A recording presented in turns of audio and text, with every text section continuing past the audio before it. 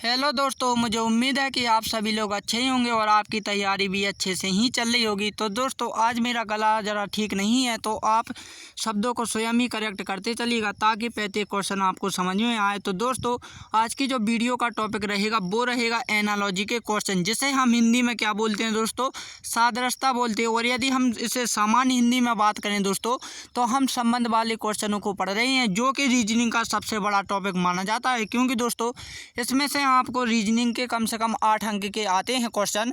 तो ये इसलिए ही क्या है, रीजनिंग का सबसे बड़ा विषय माना गया है। ठीक, तो दोस्तों, आपको एग्जाम में एनालॉजी के क्वेश्चन किस आधार पर या किस प्रकार से पूछे जाएंगे या कितने टाइप से पूछे जाते हैं, वो सभी के सभी क्वेश्चन मैं आपको इस वीडियो में बताने वाला हूं। तो आप बिल्कुल शुरू से लेकर एंड तक बने रहिएगा। ठीक, तो दोस्तों, मैं क्लियर नहीं बोल पा रहा हूं तो आप थोड़ा समझते चलिएगा। ठीक, तो हमारा फर्स्ट वाला क्वेश्चन है कि निम्न में संबंध ज्ञात कीजिए। तो दोस्तों, बिल्कुल जैसा कि मैंने लिखा है टाइप कर, बिल्कुल इसी प्रकार से आपको एग्जाम में क्वेश्चन इसी आधार पर आता है कि निम्न में संबंध ज्ञात कीजिए।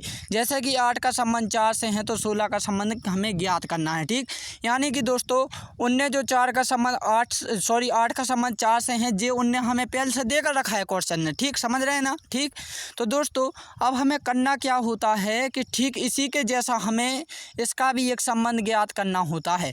मान के चलिए कि आपको एक उदाहरण देकर रखा है, तो ठीक उसी के जैसा उदाहरण हमें यहाँ पर भी देना होता है। ठीक, ये आप सिंपल भाषा में समझ लीजिएगा। ठीक, तो दोस्तों, अब हमें लॉजिक देखने के लिए करना क्या होता है दोस्तों, कि जो उनने पहले से उदाहरण देकर रखा है उसमें जो पहला पद होता है, तो पहले पद में हम क्या कर सकते हैं कि दोस्तों वो कितना हो जाए, 4 हो जाए। ठीक, तो दोस्तों, यदि मैं बात करूं कि यदि 8 में से हम माइनस के 4 कर दें दोस्तों, तो 4 बचेगा। ठीक, अब दोस्तों, लॉजिक में वो तभी काम करता है जबकि दोनों पर लागू हो, एक पर लागू नहीं होना चाहिए। ठीक, दोनों पर। यदि हम 16 में से भी माइनस के 4 करते हैं तो कितना बचेगा दोस्तों, 10। क्या किसी ऑप्शन में है? जी हाँ, ऑप्शन बी में है। ठीक, तो ये लॉजिक काम का था, इसलिए हमारा रिजल्ट भी क्या निकल कर आ गया। मुझे उम्मीद है कि इस क्वेश्चन को आप समझ गए होंगे। ठीक, ये आपको नंबर एनालॉजी का क्वेश्चन पूछा जाएगा एक। ठीक, नेक्स्ट क्वेश्चन जो रहेगा दोस्तों, वो रहेगा लेटर एनालॉजी का। आपको एक लेटर में भी देकर रखा जाएगा। ठीक, तो एक्स ए का संबंध वाई जेड से है, तो के एन का संबंध हमें यहाँ पर ज्ञात करना है। ठीक, तो लेटर वाली एनालॉजी में दोस्तों, आप मेरी बस एक बात मान लीजिए कि उनकी कोडिंग संख्या पता हो। यदि कोडिंग संख्या नहीं है पता, तो आपको जैसे कि मैंने कहा ए, तो ए के आपको आगे के 2 लेटर पता होने चाहिए, बी और सी होते हैं। ठीक, और पीछे के लेटर पता होने चाहिए, जेड और वाई होते हैं। यानी कि दोस्तों, कोई सा भी वो लेटर हो, उसके 2 आगे के पद आपको पता हों और 2 पद उसके पीछे के पता हों। ठीक, तो पहली बात तो आपको ABCD आती है तो होंगे ही। लेकिन दोस्तों, आपको जब भी पूछा जाता है एग्जाम में कोई भी क्वेश्चन, तो इस प्रकार से याद होता है, या तो वो 2 पद आगे के अंतर से चलता है या फिर 2 पद पीछे के अंतर से, यहाँ एक पद आगे होता है या फिर एक पद पीछे होता है। ठीक, जैसे कि दोस्तों, एक्स ए का संबंध किससे हैं, वाई जेड से हैं। अब देखो दोस्तों, वाई जेड कैसे आया, तो एक्स के बाद क्या आता है दोस्तों, वाई आता है, वाई के बाद दोस्तों जेड आता है, जेड के बाद ही तो ये आएगा। तो यानी कि दोस्तों, ये कुल मिला के क्रम से थे, यानी कि जो इनको बीच का पद खाली था ना दोस्तों, उसी का संबंध इसने बताया हुआ है। ठीक, यानी कि जो पद हमने एक्स और वाई के बीच में जो छोड़े हैं ना, एक्स और ए के बीच में क्या छोड़े, वाई जेड, तो ये उसी से संबंध है। तो इसी प्रकार दोस्तों, के बीच के जो पद रहेंगे वो रहेंगे एल और एम, क्योंकि के बाद क्या आता है, एल आता है, एल के बाद एम आता है, एम के बाद एन आता है। ठीक, तो कौन से पद हैं ये, एल और एम, तो ऑप्शन सी इसका राइट आंसर हो जाएगा। ऑप्शन सी में एल और एम देकर रखा है। ठीक, मुझे उम्मीद है कि आप समझ गए होंगे। ठीक, ये आपको लेटर एनालॉजी का क्वेश्चन।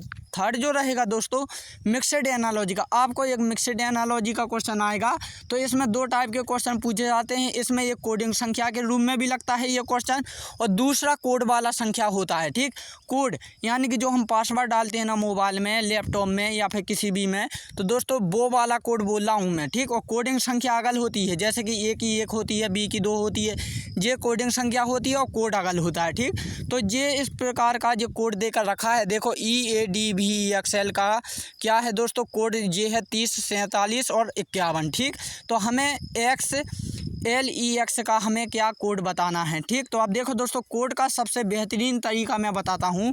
तो देखो दोस्तों, कोड के जो क्वेश्चन पहचानना है, तो आपको यहाँ पर 5-6 लेटर देकर रखे होंगे, और यदि आपको यहाँ पर 6 देकर रखे हैं, तो दोस्तों कभी भी आपको 6 यहाँ नहीं पूछेगा। ठीक, यहाँ 6 से हमेशा कम ही पूछेगा। तब आप समझ जाइएगा कि ये किसका है, कोड वाला क्वेश्चन है, ना कि दोस्तों ये बेसिक बनाया हुआ है। ठीक, वरना कोई कोई ऐसे भी होते हैं क्वेश्चन जो कोडिंग संख्या के आधार पर होते हैं, लेकिन ये कोड वाला है। तो ये मैंने पहचान बता दी। यदि आपके पास यहाँ पर 7 लेटर हैं तो आपको 7 से कम पूछा जाएगा, कभी भी 7 नहीं पूछा जाएगा। ये आप कोड वाले क्वेश्चनों को पहचानने की ट्रिक है, आप बिल्कुल ध्यान करके या फिर कहीं पर नोट कर लीजिएगा। ठीक, तो दोस्तों मैं थोड़ा सा मिटाता हूँ क्योंकि दोस्तों यहाँ पर लिखने के लिए जगह नहीं है। तो देखो आप कोड क्या, तो दोस्तों इस क्वेश्चन का आंसर इसी में देकर रखा हुआ है। देखो ई का कोड कितना है, 3 है, ए का 0 है, डी का कितना है 7 है, और बी का कितना है 7 है, और एक्स का 5 है, और कितना एल का 1 है। तो दोस्तों एक्स का कितना है दोस्तों 5 है। ठीक, और एल का कितना है दोस्तों 1 है। देखो एल का 1 है और एक्स का कितना था 5 ही था। ठीक, ई का कितना है 3 है, तो 3 लिख लिया। एक्स का कितना है 5 ही है। तो दोस्तों 5135 किसी ऑप्शन में है? जी हाँ, ऑप्शन डी में है। मुझे उम्मीद है कि कोड वाला यदि कोई भी एग्जाम में क्वेश्चन आता है तो आप उसे बिना ही पेन उठाए सॉल्व कर लेंगे। ठीक, तो दोस्तों नेक्स्ट क्वेश्चन रहेगा कि हमारा वर्ड एनालॉजी। आपको एक शब्दों में भी क्वेश्चन आएगा कि शब्द में आता है, जैसे कि मैंने लिखा है कि ज़मीन का संबंध किससे है? गाड़ी से है। गाड़ी माने आप समझते हैं ना, जो हम चलाते हैं, मोटरसाइकिल, वाहन। ठीक, एक प्रकार के वाहन। ठीक, इसी प्रकार आसमान का संबंध हमें यहाँ पर बताना था। ठीक, तो दोस्तों यदि वर्ड की बात की जाए तो दोस्तों इसका सिंपल सा नियम होता है कि जो वर्ड वाला क्वेश्चन होता है ना, वो हमेशा जोड़े के रूप में होता है। देखो जैसे ज़मीन है और गाड़ी है। ठीक, दोस्तों आप देखो ज़मीन पर तो मनुष्य भी होते हैं, 84 लाख कितनी यूना भी होती हैं। ठीक, यूनिया। और दोस्तों जो हमारे वृक्ष सभी तो होते हैं ज़मीन पर। ठीक, लेकिन दोस्तों उसने ये आप ध्यान से देखें, उसने प्रकृति का नाम नहीं लिया है यहाँ पर। ठीक, यानी कि पेड़ पौधे मनुष्य ये सब किसकी देन है? प्रकृति की देन है। ठीक, ये कृत्रिम नहीं है। लेकिन गाड़ी जो है दोस्तों वो क्या है? कृत्रिम है, यानी कि मनुष्य के द्वारा पृथ्वी पर। ठीक, यानी कि जो ज़मीन पर है दोस्तों, तो जो मनुष्य के द्वारा बनाई गई चलती है तो वो कहाँ पर चलती है? ज़मीन पर चलती है। यानी कि गाड़ी हमेशा कहाँ पर चलती है? ज़मीन पर चलती है, जो कि किसने बनाई है? मनुष्य ने। ठीक, किसने? मनुष्य ने। तो इसी प्रकार दोस्तों यहाँ पर आसमान की बात की जाए कि आसमान में तो जैसे आप बोलोगे पक्षी भी उड़ते हैं, तारे हैं, सूरज हैं, सभी हैं। ठीक, आसमान में। लेकिन दोस्तों यहाँ पर कृत्रिम बोला है। ठीक, यानी कि दोस्तों जो मनुष्य ने बनाया है, तो मनुष्य ने क्या बनाया दोस्तों? हेलीकॉप्टर बनाया है जो कि आसमान में उड़ता है, रॉकेट बनाया जो कि आसमान में उड़ता है। ठीक, तो हवाई जहाज़ बनाया। लेकिन देखो दोस्तों यहाँ पर रॉकेट, हेलीकॉप्टर या फिर इत्यादि कुछ नहीं है, केवल से केवल हवाई जहाज़ है। इसलिए ऑप्शन सी इसका राइट आंसर हो जाएगा। मुझे उम्मीद है कि आप समझ गए होंगे। देखो दोस्तों आसमान में तो बहुत चीज़ें उड़ती हैं, जैसे कई प्रकार के पक्षी भी उड़ते हैं, समझ रहे हैं ना। ठीक, अब हेलीकॉप्टर भी उड़ते हैं। ठीक, और क्या रॉकेट मॉकेट इत्यादि भी उड़ते हैं। उड़ते तो बहुत चीज़ें हैं, लेकिन दोस्तों आपको फिर ऑप्शन भी देखने हैं, क्या ऑप्शनों में ये हैं या नहीं है। नहीं है तो फिर कोई बात ही नहीं है। ठीक, और इसी प्रकार दोस्तों यदि ज़मीन की बात की जाए तो देखो ज़मीन पर तो हम भी निकलते हैं, क्या वाहन भी निकलते हैं। लेकिन दोस्तों यहाँ पर जो वाहन है, गाड़ी ही इस पर सर्वश्रेष्ठ ऑप्शन इसलिए दिया है क्योंकि जब मनुष्य द्वारा बनाई गई है। ठीक, इसी प्रकार जो हवाई जहाज़ है दोस्तों जो आसमान में उड़ रही हैं, वो भी क्या मनुष्य द्वारा ही बनाई गई, ऐसा ही हमें उदाहरण देना था। ठीक, जो कि हमने दे दिया, ऑप्शन सी इसका राइट आंसर हो जाएगा। मुझे उम्मीद है कि इस प्रकार का क्वेश्चन भी आप एग्जाम में कर सकते हैं। ठीक, नेक्स्ट क्वेश्चन, तो निम्न में संबंध ज्ञात कीजिए। तो दोस्तों आपके पास ये बहुत ही इंपॉर्टेंट क्वेश्चन आया है कि 222 का संबंध 42 से है तो 112 का संबंध किससे होगा। तो दोस्तों सबसे सरल और सबसे अच्छा क्वेश्चन है। मैं इसके लिए एक आपको टिप्स बताता हूँ। यदि आपके पास यहाँ पर इकाई अंक, ठीक, और या फिर दहाई अंक, ठीक, इकाई और दहाई अंक देखा, देखो ये तो सैकड़ा में पहुँच गई, तीन डिजिट है, पहली डिजिट और दूसरी डिजिट, यानी कि 2 डिजिट है, 1 डिजिट हो और 2 डिजिट हो।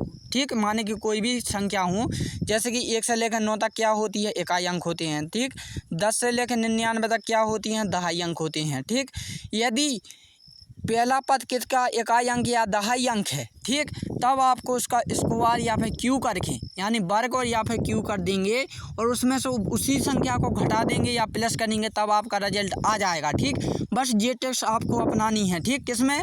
जब आपकी पहला पद कैसा रहेगा? 1 डिजिट में रहेगा या फिर 2 डिजिट में रहेगा। ठीक, लेकिन दोस्तों आपका जब 3 डिजिट में रहेगा तब ये क्वेश्चन में लागू नहीं होगा। ठीक, तो आप इसके लिए क्या करें दोस्तों? तो इसके लिए मैं भी एक शानदार टिप्स बताता हूँ आप लोगों के लिए, नियम। ठीक, कि जब जब आपको 2 से अधिक, 2 से कम नहीं दोस्तों, जब आपको 2 से अधिक डिजिट यहाँ पर दे के रखे जाएँ तब आपको नंबरों की हेरा फेरी करनी होती है। ठीक, क्या करनी होती है? नंबरों की हेरा फेरी करनी पड़ती है, अगल से दिमाग नहीं लगाना पड़ता। आप देखो दोस्तों, हेरा फेरी का मतलब कैसे, आपने कहीं 2 इंटू 2 कर दिए, 2 का इंटू 2 कर दिया, सभी को जोड़ दिया। ठीक, यदि देखो दोस्तों, और एक चीज़ और याद रखना, ये होती है हेरा फेरी, माने आगे पीछे करना शब्दों का। ठीक, या फिर उन्हें जोड़ देना, उन्हें सबको घटा देना। लेकिन यहाँ पर देखो दोस्तों, यदि बात की जाए 42 हैं, ठीक, तो 42 हैं दोस्तों, तो यहाँ पर कभी जोड़ेंगे नहीं। ठीक, जोड़ेंगे नहीं। यदि आप जोड़ोगे तो सभी के कितने हो जाएंगे? 6 हो जाएंगे, लेकिन हमारा 42 है। यदि आप इंटू होगा तो इस समय दोस्तों इंटू और क्या जोड़ने का संभावित तरीका जाना होता है, समझ रहे हैं ना। ठीक, माने कि आपको प्लस भी करना है और क्या करना है, इंटू भी करना है। ठीक, यदि आपको अधिकतम पूछा जाए, ठीक, एक बार जैसे कि हमने इन सभी को जोड़ लेते हैं, कितना हो जाएगा? 6 हो जाएगा। अब 6 से आप अंदाज़ा लगा सकते हैं कि जोड़ने पर 6 आ रहा है हमारा। ठीक, लेकिन जो कि सबसे कम संख्या है, लेकिन यहाँ पर हमें बड़ी चाहिए, तब आपको इंटू और प्लस दोनों का सहारा लेना पड़ेगा, समझ रहे हैं ना। देखो किस प्रकार से। ठीक, और यदि छोटी है तब आपको माइनस और किसका लेना है? भाग का, समझ रहे हैं ना।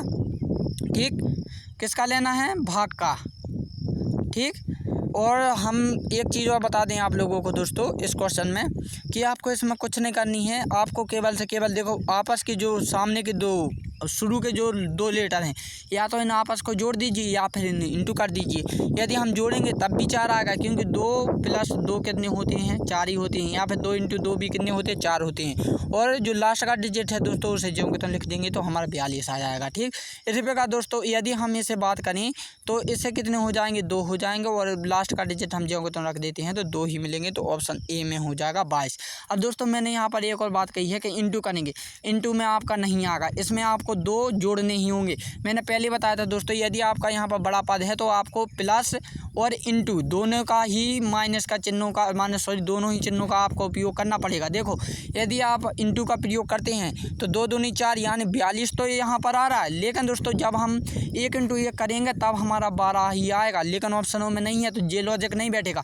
तब आपको प्लस का उपयोग करना पड़ेगा, यानी कि 2 + 2 4 हो गए, और 1 + 1 बराबर कितना हो गया? 2 हो गया, तो जो कि 22 आ गया। मुझे उम्मीद है कि इस प्रकार के क्वेश्चन भी आप एग्जाम में कर सकते हैं। नेक्स्ट क्वेश्चन जो रहेगा दोस्तों, ये क्वेश्चन आप मुझे कमेंट करके बताएंगे। मैं बड़ी उम्मीद के साथ ये क्वेश्चन आप लोगों को देता हूँ, आप इसे करने का प्रयत्न तो कीजिए दोस्तों। कहीं का ऐसा क्वेश्चन नहीं है जो आपसे ना बने। ठीक, तो दोस्तों आप बस प्रैक्टिस करते चलिएगा, कहीं के भी क्वेश्चन है, और यदि आपके पास ऐसे क्वेश्चन और भी चाहिए तो मुझे कमेंट करके बता दीजिए, मैं लिस्ट आप लोगों के लिए भेज दूंगा ऐसे क्वेश्चनों की। ठीक, ताकि आप घर रहकर प्रैक्टिस कर सकें। ठीक, तो दोस्तों अब हम मिलते हैं अपनी अगली वीडियो में, तब के लिए जय हिंद एंड जय भारत।